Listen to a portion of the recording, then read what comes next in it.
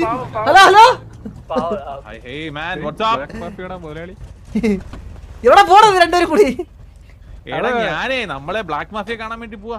ചന്ദ്ര നിങ്ങളുടെ ബ്ലാക്ക് മാഫിയെ നമുക്ക് അങ്ങോട്ട് ഓരം പിടിച്ച് സംസാരിക്കാം.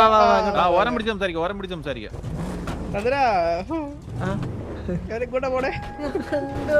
മാട്ട സാധനം അടിച്ചിട്ട്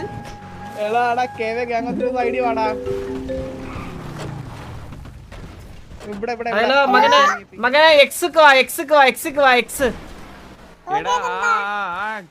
ചെറുക്കൻ ഉണ്ടെങ്കിൽ ഞാൻ പോവേ.